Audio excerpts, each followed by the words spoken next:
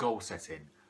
I can't tell you how important this topic is in fitness. Tip number 1, be realistic. The last thing you want to do is have a very unrealistic goal. For example, saying you want to lose 2 stone in a month, it's just not going to happen. Even if it did, it's really not a healthy way to do it. A realistic goal, for example, would be, say, in a month's time, I want to lose 4 to 8 pounds. Now that equals to around 1 to 2 pounds a week, which is seen as the healthiest rate of fat loss. This is a much more realistic goal. Because losing 1 to 2 pounds is so healthy, it means it's going to be controlled. It means it's going to stay off as well, because if you lose too much weight too fast, then more than likely you're going to put a little bit back on. But keeping that nice, slow, gradual decrease means it's more than likely going to stay off. If you keep telling yourself 1 to 2 pounds doesn't sound quite a lot, well, if you say you're going to lose 8 pounds in a month, that's over half a stone. So suddenly 1 to 2 pounds a week does sound pretty decent. Tip number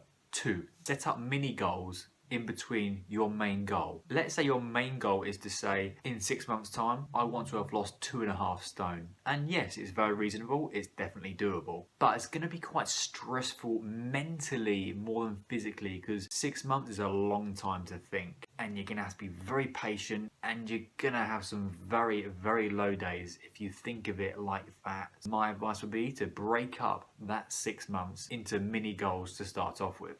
So for example, let's say you want to lose 6 pounds a month. That's a mini goal right there. That means it's a lot more easier to process mentally, and means you're more than likely going to stay on track towards reaching your final goal. If you be patient with these mini goals and hit them consistently, then in the end of the day, your long-term goal will work out itself. Tip number 3, if you're not seeing results at all, then ask for help. Don't be afraid to ask for advice, help from professionals, people who know what they're talking about. Don't be afraid to, because if you do, you'll be the one who's going to be gaining. I did the exact same myself. I didn't ask for help, didn't ask for advice, did my own thing, plodded along for years after years. But if I knew now what I did then results would have come a lot quicker. Finally, be careful who you ask for advice. Think about a few things. Does that person look how you want to look? What's their experience like in the gym and fitness in general? Are they qualified? Ask yourself these questions and then take the plunge to ask for advice if you're not seeing results. I highly, highly recommend you do.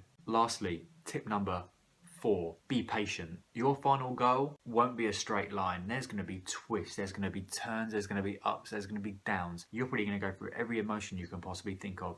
Trust me, I know, I've been there. But wouldn't you rather look back in a year's time and say, yes, I'm so proud of what I've achieved, I've done so well, I'm so glad I kept going? Or do you want to look back in a year's time and say, yeah, I wish I'd never have gave up? I 100% know definitely what I would choose, and I think you do too. Be patient, work hard, do things that others are not willing to do, and you'll get there. Hope you enjoyed the video, guys, and hope them tips can be useful in your fitness journey. I'll see you soon for more fitness videos.